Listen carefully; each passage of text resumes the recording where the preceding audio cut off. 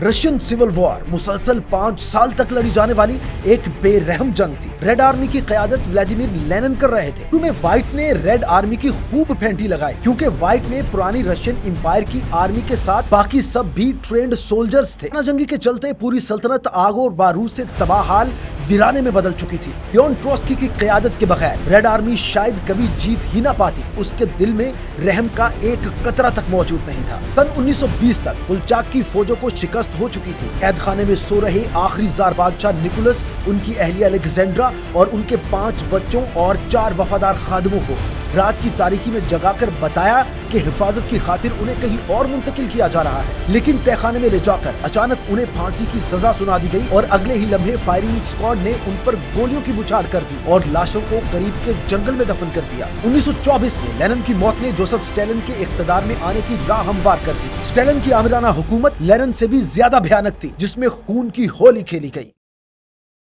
1917 के इनकिलाब से पहले रूस दुनिया का सबसे बड़ा मुल्क था, जिसका रकबा 17 मिलियन मरबा किलोमीटर से ज्यादा था। ये मुल्क यूरोप और एशिया तक फैला हुआ था। शमाल में सर्द आर्कटिक से लेकर जुनूब में कफकाज के गर्म इलाकों तक, जहां वसी बर्फीले मैदान, पहाड़ और जंगलात मौजूद थे। रूस 170 से जायद मुख्तलिफ कौमियतों के लोगों का घर था, जिनमें रूसी, यूक्रेनी, यहूदी, मुसलमान और दीगर कई अक़वाम शामिल थी, जो अपनी अपनी सकाफत और जुबानों के साथ इस मुल्क का हिस्सा थे। इस वसीओ अरीज सरजमीन और तनव्वु के बावजूद पूरा मुल्क एक ही बादशाह यानी जार निकोलस दोम के ज़ेरे हुकूमत था, जो 1894 से इक़्तिदार पर बराजमान था।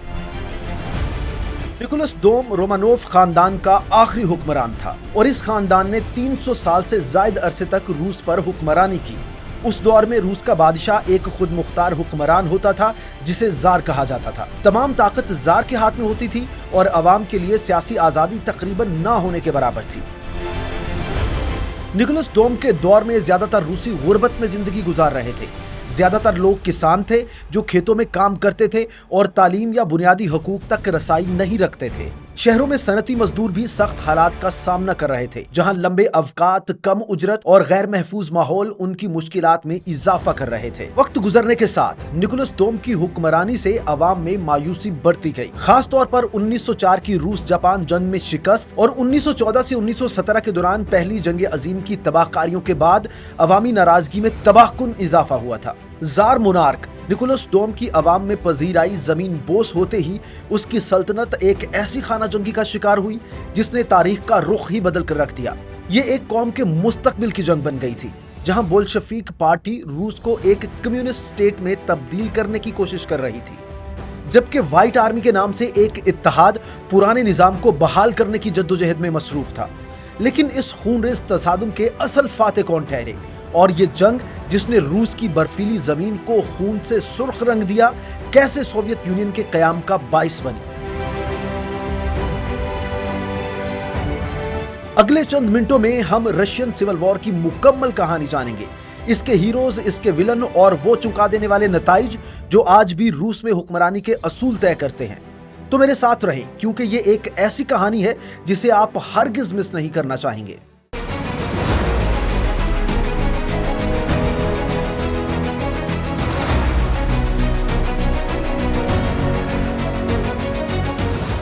ये कहानी शुरू होती है 1914 से, बिल्कुल उस वक्त जब पहली जंग अजीम शुरू हुई थी और रूस भी जंग अजीम में शरीक हो चुका था। दरअसल रूस को महाज जंग पर शदीद फौजी नुकसानात का सामना था, जिससे सिपाहियों और उनके खानदानों के लिए बेपनाह मुश्किलात पैदा हो रही थी। लोगों को जबरदस्ती फौज में शामिल किया जा रहा था और साजो सामान के बगैर फ्रंट लाइन पर भेजे जा रहे थे। मईशत तबाह हो चुकी थी और पूरा मुल्क खुराक की किल्लत जैसे मसाइल का सामना कर रहा था। इस सब के चलते 1917 तक हालात इस कदर नाकाबिले बर्दाश्त हो चुके थे कि अवाम अपने ही बादशाह से सख्त मायूस हो चुके थे, और ये मायूसी आखिरकार मुल्क भर में एहतजाज और बगावतों की शक्ल इख्तियार कर गई। यही छोटी छोटी मगर मुसलसल जारी रहने वाली तहरीकें बिल आखिर रूसी इनकिलाब का पेश खैमा बनी। फिर आता है सन 1917 के फरवरी का महीना, जो रूसी इनकिलाबी तारीख का एक अहम मोड़ साबित हुआ। उस वक्त होता यह है कि मुसलसल 3 साल से जारी जंग के बाइस गजा और ईंधन की किल्लत हर तरफ आम हो चुकी थी। पेट्रोग्रेड, जो अब सेंट पीटर्सबर्ग कहलाता है, ऐसे शहरों में एहतजाज फूट पड़े थे। ان احتجاجوں میں نہ صرف مزدور بلکہ فوجی سپاہی بھی بڑی تعداد میں شامل ہو رہے تھے۔ روس کی گلیوں میں یہ ہجوم بڑھتے ہی جا رہے تھے، جو روٹی، بہتر روزگار اور جنگ کے خاتمے کا مطالبہ کر رہے تھے۔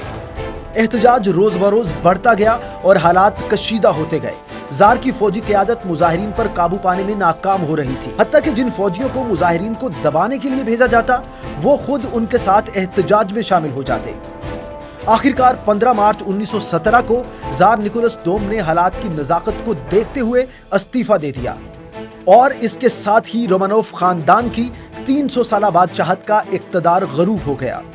نکولس دوم آخری زار بادشاہ تھا جس کی سلطنت کا ہاؤس آف کارڈز کی طرح چند دن میں ہی خاتمہ ہو گیا تھا۔ زار کے استعفے کے بعد ایک انٹرم گورنمنٹ تشکیل دی گئی، لیکن یہ حکومت بھی ملک کے مسائل سے نمٹنے میں ناکام ثابت ہوئی۔ دوسری طرف انقلابی قوتوں کا اثر مزید بڑھنے لگا۔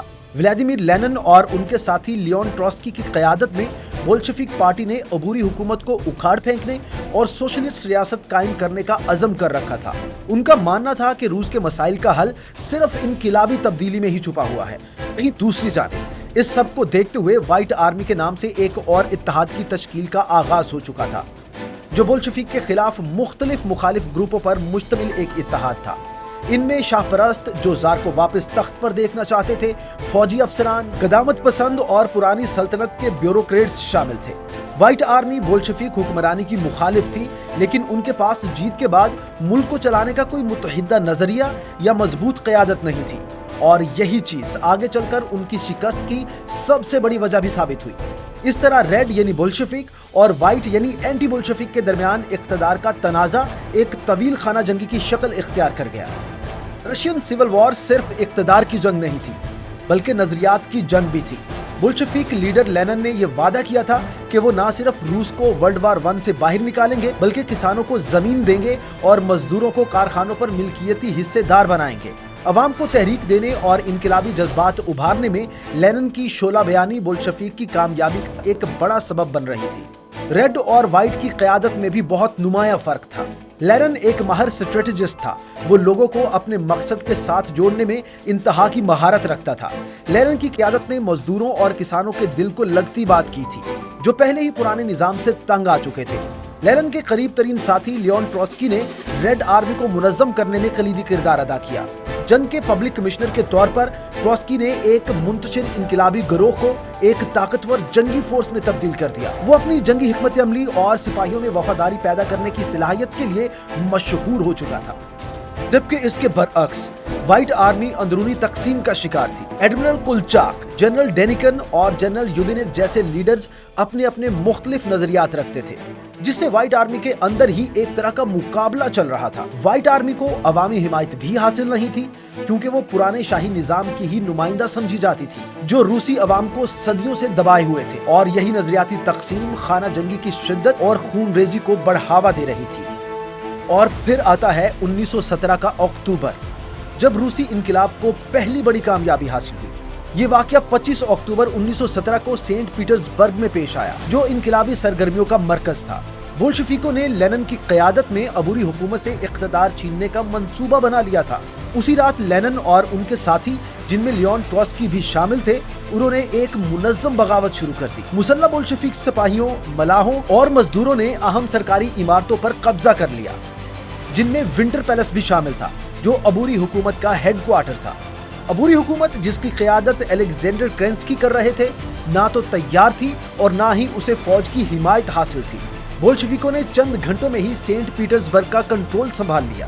اس انقلاب کے فوراً بعد بولشوک پارٹی نے اپنی حکومت قائم کر دی، جسے سوویت یونین کہا گیا۔ انہوں نے عالمی جنگ سے علیحدگی، زمین کی تقسیم اور مزدوروں کے لیے کارخانوں پر اختیار جیسے فوری اقدامات کیے، جس نے ان کی حکومت کو کچھ حد تک مضبوط کر دیا۔ لیکن بولشویک کے انقلابی نظریات سے ہر کوئی متفق نہیں تھا۔ اکتوبر انقلاب کے فوراً بعد وائٹ آرمی نے بولشوک رجیم کے خلاف جنگی مہم شروع کر دی، اور اس طرح ریڈز اور وائٹس کے درمیان خانہ جنگی شروع ہو گئی۔ جنگ تیزی سے پھیلی اور سنگین اور پرتشدد ہو گئی۔ وائٹ آرمی کو برطانیہ، فرانس اور جاپان جیسی غیر ملکی طاقتوں کی حمایت حاصل تھی، جبکہ دوسری طرف بولشویکوں نے لینن اور ٹروٹسکی کی قیادت میں مؤثر حکمت عملی اور پروپیگنڈا کے ذریعے عوام، خاص طور پر مزدوروں اور کسانوں کی حمایت حاصل کی، जो तब्दीली के लिए बेताब हो रहे थे। रशियन सिविल वॉर के सबसे अहम लम्हात में से एक सरिट्सन का मुहासरा था, जो 1918 से 1920 तक जारी रहा। ये रेड आर्मी और व्हाइट फोर्सेस के दरमियान एक फैसला कुन जंग थी। सरिट्सन दरियाए वोल्गा के किनारे वाक़े एक स्ट्रेटेजिक शहर था, जो अहम सप्लाई लाइंस को कंट्रोल करता था। ये शहर रेड आर्मी के लिए इंतहाई अहम था, क्योंकि इसको खो देना जनूबी रूस पर उनकी गिरफ्त कमजोर कर सकता था, जिससे उनकी अफवाज को खुराक और वसाइल की फराहमी मुतासिर हो जाती। ये मुहासरा 1918 में उस वक्त शुरू हुआ जब व्हाइट आर्मी ने जनरल प्योतर क्रासनोव की क़यादत में सरिट्सन को कब्जे में लेने के लिए एक जारहाना मुहिम का आगाज किया, जबकि रेड आर्मी की क़यादत जोसेफ स्टैलिन कर रहे थे, जो बाद में सोवियत यूनियन के हुक्मरान भी बने। मुहासरे के दौरान स्टैलिन ने कुछ इस अंदाज से शहर का दिफा किया कि उसकी क़यादत ने एक अफसानवी हैसियत इख्तियार कर ली। स्टैलिन ने फतह हासिल करने के लिए अपने सिपाहियों को खुद ही अपने हाथों मौत के घाट उतारना शुरू कर दिया। यानी जो सिपाही जंग से पीछे हटते, स्टैलिन उनको उसी वक्त सजाए मौत सुना देता था। सरिट्सन पर कब्जे की लड़ाई शदीद और तवील थी। गोलाबारी से शहर मुकम्मल तौर पर तबाह हो गया था, गलियां मैदान जंग बन गईं और उसके रिहायशियों को नाकाबिले बयान मुश्किलात का सामना करना पड़ा। ताहम इनकिलाबियों ने प्रोपेगेंडा के जरिए मकामी मजदूरों और किसानों को मुत्तहिद किया और शहर का दिफा किया। 1920 के आखिर तक व्हाइट आर्मी का शहर का मुहासरा कमजोर होकर फैसलाकुन शिकस्त में तब्दील हो चुका था और बोल्शेविकों ने जनूबी रूस पर अपना कंट्रोल मुस्तहकम कर लिया था। सरिट्सन का दिफा बोल्शेविक मज़ाहमत की अलामत बन गया और बाद में इस शहर का नाम स्टैलिन के एजाज में स्टैलिन ग्रेड रखा गया, जो सोवियत तारीख में इसकी अहमियत को जाहिर करता है। रशियन सिविल वॉर का एक और अहम मोड़ दरियाए वोल्गा के किनारे हुई जंग थी। ये दरिया दोनों अफवाज के लिए लाइफलाइन की हैसियत रखता था। वोल्गा रिवर रसद, अफवाज और मवासलात की तरसील के लिए निहायत ही अहम था। दरिया पर कंट्रोल का मतलब वस्ती रूस पर कंट्रोल था। रेड आर्मी लियोन ट्रोट्स्की की क़यादत में अफवाज को तेज और मुअस्सर अंदाज में मुंतकिल करने के लिए वोल्गा रिवर का इस्तेमाल करती थी, जिससे उन्हें काफी फायदा भी हासिल हो रहा था। ट्रोट्स्की अक्सर अपनी मशहूर बख्तरबंद ट्रेन में सफर करता था। वो जाती तौर पर फौजी ऑपरेशंस की खुद निगरानी करता और अपनी शोला बयान तकरीरों से अफवाज का हौसला बढ़ाता था। वहीं दूसरी जानिब व्हाइट्स में इत्तेहाद की कमी थी और वो अक्सर हिकमत अमली पर इख्तिलाफात करते थे, जिसका फायदा रेड्स उठाते थे। वोल्गा के दोनों किनारों पर होने वाली जंगों ने रेड आर्मी की बढ़ती हुई ताकत को साबित किया। उसी खाना जंगी के सबसे चौंका देने वाले वाकयात में से एक जार निकोलस दोम और उनके खानदान की फांसी थी। 1917 में दस्तबरदारी के बाद निकोलस और उनके खानदान को बोल्शेविकों ने नजरबंद कर दिया था। इब्तदाई तौर पर उन्हें निस्बतन बेहतर हालात में रखा गया, लेकिन जैसे जैसे खाना जंगी बढ़ती गई, उनके लिए सूरत हाल मजीद खराब होती गई। और फिर बोल्शेविकों को ये खौफ भी था कि व्हाइट आर्मी कहीं उन्हें कैद से छुड़ा न ले। इन्हीं खदशात के पेश नजर 16 और 17 जुलाई 1918 की दरमियानी रात बोल्शेविकों ने यह खौफनाक अमल अंजाम दिया। निकोलस, उनकी अहलिया अलेक्जेंड्रा, उनके 5 बच्चे और 4 वफादार खादिमों को रात के आखिरी पहर जगाकर बताया गया कि उन्हें हिफाजत की खातिर कहीं और मुंतकिल किया जा रहा है, लेकिन उन्हें तहखाना में ले जाकर अचानक फांसी का ऐलान कर दिया गया और फायरिंग स्क्वाड ने उन पर गोलियां चला दी। जो लोग जिंदा बचे उन्हें नेज़ों से हलाक किया गया और लाशों को करीब के जंगल में दफन कर दिया गया। रोमानोव खानदान को मुकम्मल तौर पर खत्म करने की यह कार्रवाई, जिसका मकसद ये था कि व्हाइट्स कहीं उन्हें अपनी तहरीक की अलामत न बना ले, इस कार्रवाई ने दुनिया को हिला कर रख दिया। ये एक इंतहाई सफाकाना अमल था। इस कत्ल की वहशत ने यह वाज़े कर दिया कि बोल्शेविक अपने इनकलाब को नाफिज करने के लिए किसी भी हद तक जा सकते हैं। शहरी इलाकों में सिविल वॉर के साथ साथ रूस के दही इलाकों में भी वसी पैमाने पर गुरीला जंग देखने को मिली। यहाँ अक्सर किसान व्हाइट्स और रेड्स के दरमियान होने वाली झड़पों का शिकार होते रहे। कई इलाकों में व्हाइट्स और रेड्स की लड़ाई में कोलेटरल डैमेज बनने से बचने के लिए आजाद गिरोह वजूद में आ गए थे, जिन्हें ग्रीन आर्मी कहा जाता था। ये गिरोह ज्यादातर किसानों पर मुश्तमिल होते थे। ये लोग अपनी बस्तियों और जमीनों को तबाही से बचाने के लिए दोनों फ्रीकैन का मुकाबला करते थे। बोल्शेविकों ने 1918 में रेड टेरर के नाम से मौत का एक नया खेल भी शुरू कर दिया था, जिसमें एक अंदाजे के मुताबिक कमोबेश 10 लाख लोगों को हलाक कर दिया गया। रेड टेरर का मकसद कम्युनिस्ट इनकिलाब की हर तरह की मुखालफत को जड़ से खत्म कर देना था। बोल्शेविकों की खुफिया पुलिस चीका ने हजारों लोगों को गिरफ्तार करके उन पर तशद्दुद और कत्ल कर दिया। इन लोगों में ज्यादातर सियासी मुखालिफिन, अशराफिया, उलमा और आम शहरी भी शामिल थे। इन सब पर इनकलाब मुखालिफ सरगर्मियों का इल्जाम लगाया जाता था। अवामी फांसियां आम थी जिनका मकसद खौफ पैदा करना और किसी भी मज़ाहमत को कुचलना था। सिविल वॉर के चलते खेतों की तबाही और खुराक की फराहमी के निजाम में खलल की वजह से मुल्क भर में बड़े पैमाने पर भूख फैल गई। पूरे कस्बे सफाई हस्ती से मिट गए और लाखों लोग बेघर हो गए। बोल्शेविक किसानों से अनाज और मवेशी जबरदस्ती ले लेते, जिसकी वजह से वो फाका कशी का शिकार हो जाते। कहत और बीमारी ने भी बेशुमार जाने ली। लोग कुछ भी खाने के काबिल तलाश करते, घास, छाल, यहाँ तक के छोटे जानवर। कुछ इलाकों में तो आदमखोरी की इतलात भी सामने आई, क्योंकि लोग जिंदा रहने के लिए हर हद पार करने पर मजबूर हो चुके थे। भूख ने आबादी को टाइफाइड और हैजा जैसी बीमारियों का शिकार भी बना दिया था, जो पहले आम आबादी और फिर जंगजुओं में भी तेजी से फैल गई। उसी खाना जंगी में फैसला कुन मोड़ उस वक्त आया जब बोल्शेविक रेड्स ने अपनी स्ट्रेटेजिक बर्तरी को इस्तेमाल किया। खासतौर पर लियोन ट्रोत्स्की की क़यादत में रेलवे के इस्तेमाल ने व्हाइट्स का सर्वाइवल मुश्किल बना दिया। इस हिकमत अमली ने रेड्स को अपनी ताकत को मजबूत करने और गैर मुनज़्ज़म व्हाइट फोर्सेस के खिलाफ जंग का रुख मोड़ने में मदद दी। 1920 तक रशियन सिविल वॉर इख्तिताम के करीब पहुंच रही थी और रेड्स गालिब ताकत के तौर पर उभर रहे थे। एडमिरल अलेक्जेंडर कुलचाक, जो व्हाइट आर्मी के चंद बड़े कमांडर्स में से एक थे, साइबेरिया में तबाहकुन शिकस्त से दो चार हुए। कुलचाक ने खुद को रूस का सुप्रीम रूलर करार दिया और मशरक से अफवाज की क़यादत करते हुए रेड आर्मी पर हतमी हमले का हुक्म दे दिया। लेकिन उनकी मुहिम बद इंतजामी, किसानों के साथ बदसलूकी और अपने ही अफसरान के दरमियान तनाज़ात के बाइस नाकामी का शिकार हुई। 1919 के आखिर तक रेड आर्मी ने उनकी अफवाज को पीछे धकेल दिया और साइबेरिया के इलाके दोबारा हासिल कर लिए। जनवरी 1920 में कुलचाक को उनके अपनी ही फौज में शामिल चेकोस्लोवाक के दस्ते के हाथों गद्दारी का सामना करना पड़ा। उन्हें धोखे से बोल्शेविकों के हवाले कर दिया गया। 7 फरवरी 1920 को एडमिरल कुलचाक को फांसी दे दी गई, जिसके साथ ही साइबेरिया में व्हाइट आर्मी की मुजाहमत का भी खात्मा हो गया। 1921 तक ज्यादातर इलाकों में व्हाइट मुजाहमत खत्म हो चुकी थी।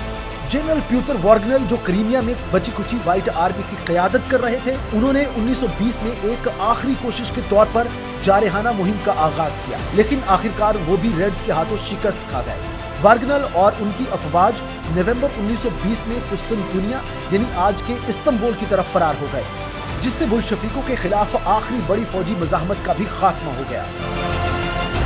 लेनिन एडमिनिस्ट्रेशन के सख्त सोशलिस्ट कवानीन के खिलाफ किसानों की बगावतों और गुरिल्ला जंग की शक्ल में छोटी मज़ाहमतें तो जारी रहीं, लेकिन उनको भी बिल आखिर कुचल दिया गया। बोल्शेविकों ने रेड टेरर के जरिए किसी भी मुमकिन सियासी मुखालफत को मुकम्मल तौर पर खत्म कर दिया और इस बात को यकीनी बनाया कि कोई भी मुनज़्ज़म मुखालफत उनकी हुक्मरानी को चैलेंज न कर सके। 1922 तक बोल्शेविक न सिर्फ साबिक रूसी सल्तनत के इलाकों पर अपनी बर्तरी कायम कर चुके थे, बल्कि सोवियत सोशलिस्ट रिपब्लिक यूनियन यानी यूएसएसआर भी कायम कर ली थी। ये नई रियासत कम्युनिस्ट नजरिए की फतह की अलामत थी, जिसने 20वीं सदी के सियासी और माशी सूरत-ए-हाल को नए सिरे से तश्कील दिया। बोल्शेविकों की फतह ने दुनिया भर में आलमी सतह पर कम्युनिस्ट तहरीकों को हवा दी। सोवियत यूनियन इनकलाबी नजरिए का मरकज बन गया, जिसकी वजह से कैपिटलिस्ट मुल्क के साथ कई दिहाइयों तक तनाव रहा। सिविल वॉर ने रूस को गहरे जख्म दिए।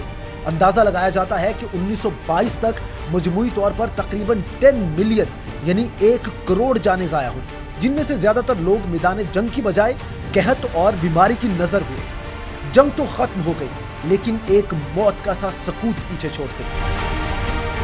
ये अमन की खामोशी नहीं थी, ये एक ऐसी कौम की खामोशी थी जो अपने मुर्दों का सोग बना रही थी और एक गैर यकीनी मुस्तकबिल का सामना कर रही थी। मॉस्को की गलियों में लेनिन का मुजस्समा फतह और इनकलाब की अलामत के तौर पर खड़ा किया गया था, लेकिन ये मुजस्समा नए निजाम के क़याम की कीमत की याद दहानी भी करवा रहा था। ये जंग सोशलिस्ट और कम्युनिस्ट नजरिए के बारे में इंसानी सोच को भी चैलेंज करती है। बराबरी और मजदूरों के हुकूक का ख्वाब एक रूथलेस सेंट्रल पावर, दबाव और कुर्बानी की कहानी में बदल गया। तो आपकी क्या राय है? तारीख के इस बाब से हम क्या सीख सकते हैं? आज के तनाज़ात जहां नजरियाती और सियासी इख्तिलाफात अब भी बदअमनी का बाइस बन रहे हैं, रूसी इनकलाब की जद्दोजहद कैसे आज सबक आमोज हो सकती है? अगर ये कहानी आपको दिलचस्प लगी हो तो इस वीडियो को उन लोगों के साथ शेयर करें जो तारीख में दिलचस्पी रखते हैं।